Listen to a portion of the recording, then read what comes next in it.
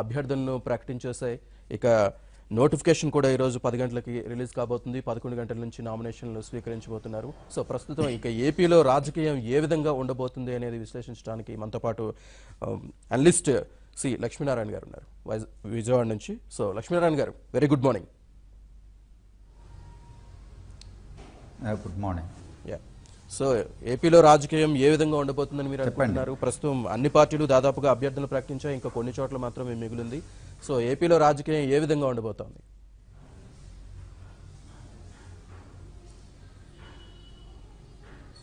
ఇవాళ ఎన్నికల నోటిఫికేషన్తో ప్రక్రియ మొదలవుతుంది. ఇప్పటికే టీడీపీ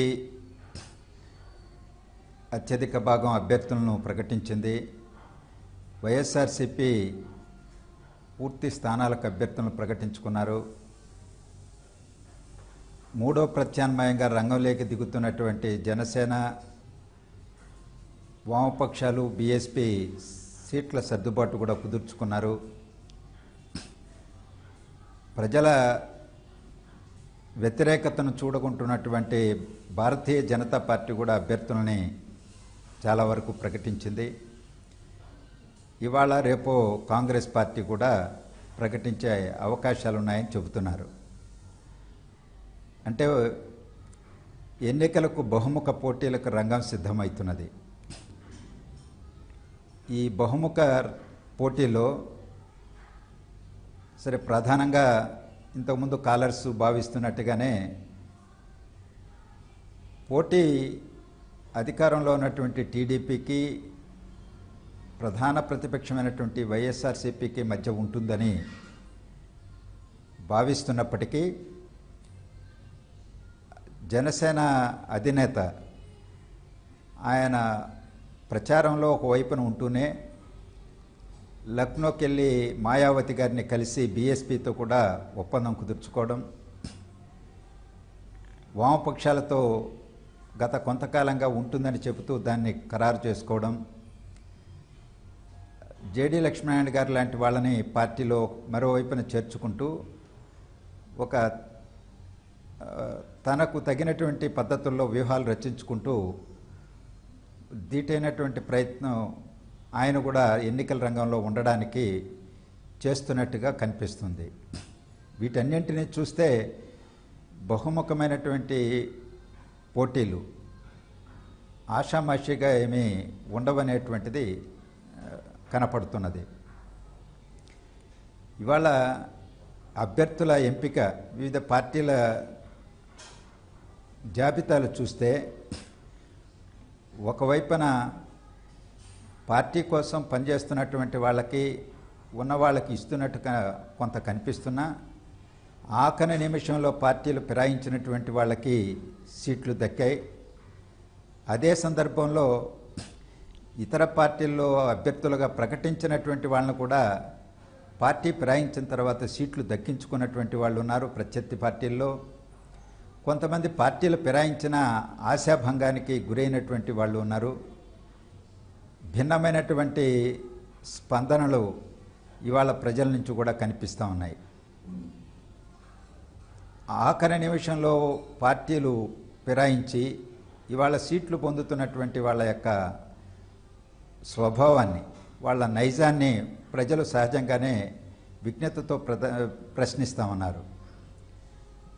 రాజకీయాలు వ్యాపారమయమైపోయి ఏ పార్టీ తరఫున పోటీ చేస్తే ప్రయోజనం లభిస్తుంది, గెలుస్తాము, లేకపోతే కనీసం ఎన్నికల్లో పోటీ చేసి తగిన రీతిలో ఓట్లు సంపాదించుకుంటే భవిష్యత్తుకైనా ఉపయోగం ఉంటుంది అనేటువంటి ఆలోచనలతో ఇవాళ అభ్యర్థులుగా ఉన్నటువంటి వాళ్ళు ఆలోచించినట్టుగా కనిపిస్తుంది.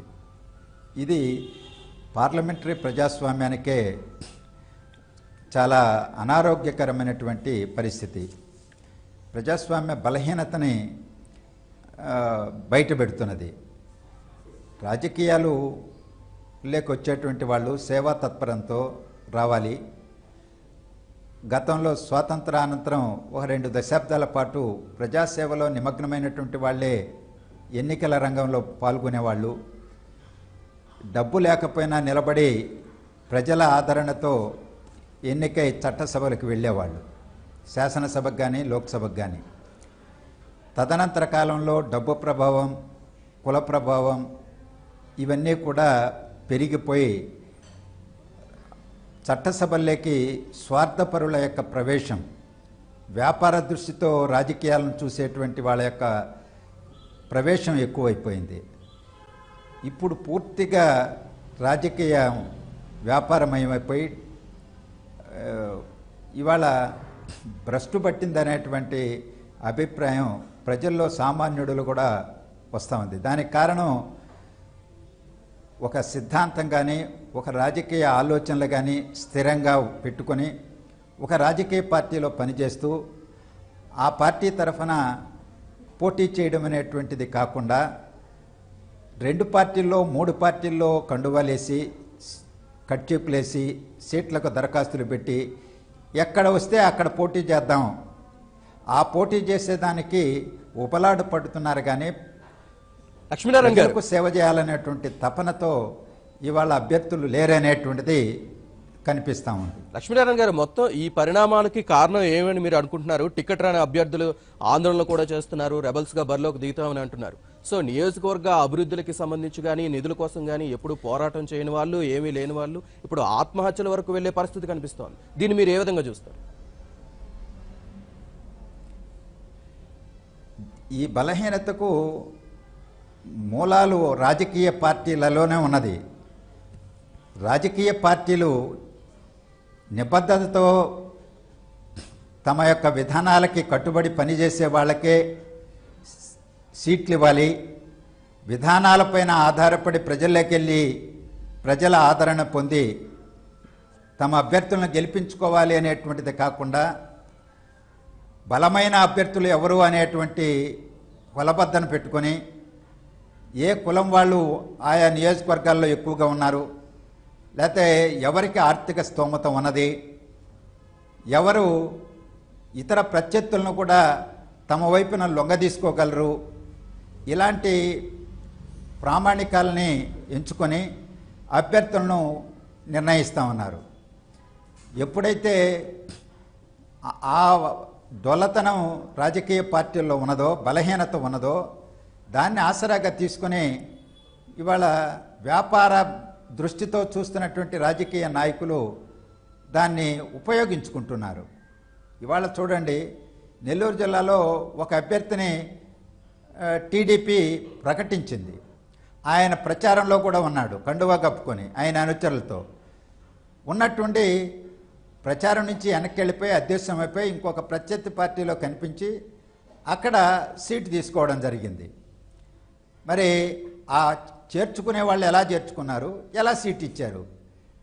అదే పద్ధతిలో ప్రతిపక్ష పార్టీల నుంచి కూడా పాలక పార్టీ వైపు నుంచి వచ్చి అభ్యర్థులు అయిపోతూ ఉన్నారు. ఈ 2 పార్టీలో రాకపోతే 3వ పార్టీ 4వ పార్టీకి వెళ్ళి సీట్లు సంపాదించుకుంటామనే ధీమాతో కొంతమంది వెళ్ళి సీట్లు సంపాదించుకుంటున్నారు. ఒక పెద్ద మనిషి అయితే 3 పార్టీలో 4 పార్టీలో 4 సార్లు 5 సార్లు కండువా కప్పించుకున్నాడు, తిరిగాడు. రాష్ట్రంలో ఉన్న ముఖ్యమైన పార్టీలన్నీ వామపక్ష పార్టీలు తప్ప మిగిలిన పార్టీలన్నింటినీ చుట్టొచ్చారు. ఆయనకు అభ్యర్థిగా ప్రకటించారు పార్లమెంటుకి.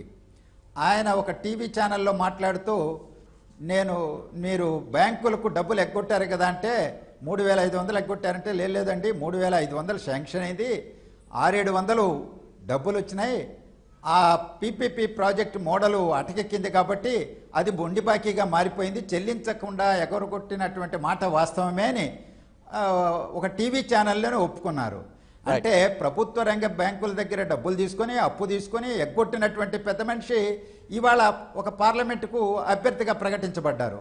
ఆయన ఎన్నుకోబడ్డాడు అనుకోండి, పార్లమెంట్కి వెళ్ళారనుకోండి, ఆయన ఇంకా అప్పులు తీసుకొని ఎగ్గొట్టడానికో ఉన్నటువంటి కేసుల నుంచి బయటపడడానికో ప్రయత్నం చేస్తాడు. కానీ ప్రజలకి ఏమైనా మేలు చేసేటువంటి, రాష్ట్రానికి మేలు చేసే కార్యక్రమాలు చేస్తాడా? ఇలాంటి అభ్యర్థుల్ని ఏ రాజకీయ పార్టీ అయినా కావచ్చు, అది పాలక ప్రతిపక్ష పార్టీలు ఎవరైనా సరే, ఎన్ని రాజకీయాలని వ్యాపార దృష్టితో చూసే వాళ్ళని పక్కన పెట్టాలనేటువంటి విధానం రాజకీయ పార్టీల్లో వస్తే తప్ప రైట్ దీన్ని ఇది లక్ష్మీనారాయణ గారు లక్ష్మీనారాయణ గారు, ప్రస్తుతం ఏపీలో జరుగుతున్న రాజకీయ పరిణామాలకు సంబంధించి తిరుపతి నుంచి వాళ్ళ అభిప్రాయాలు తెలియజేసేందుకు పబ్లిక్ కూడా సిద్ధంగా ఉన్నారు. వాళ్ళ దగ్గరికి వెళ్దాం. దానికంటే ముందు ఒక చిన్న విరామం తీసుకుందాం. చూస్తూనే ఉండండి ఏబిఎన్.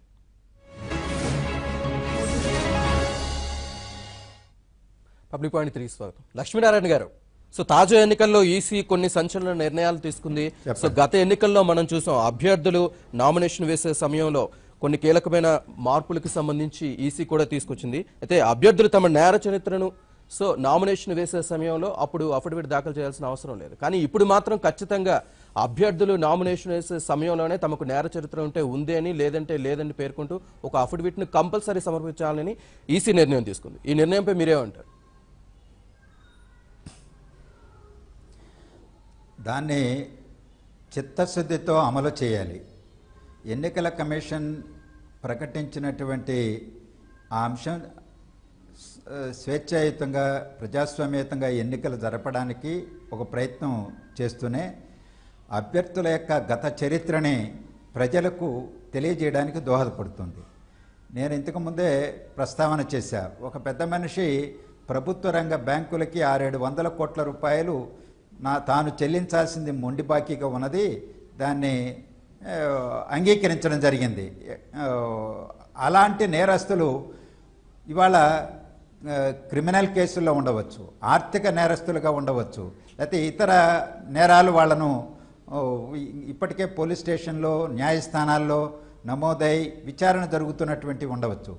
ఆ చరిత్ర అంతా కూడా ప్రజల ముందుకు ఒకసారి కాదు 3 సార్లు పత్రికల ద్వారా, టీవీల ద్వారా ప్రజలకు తెలియజేయాలి అనేటువంటి ఆ నిబంధన చాలా మంచిది. దాన్ని నిష్పక్షపాతంగా విధిగా ఎన్నికల కమిషన్ అమలు చేయాలి.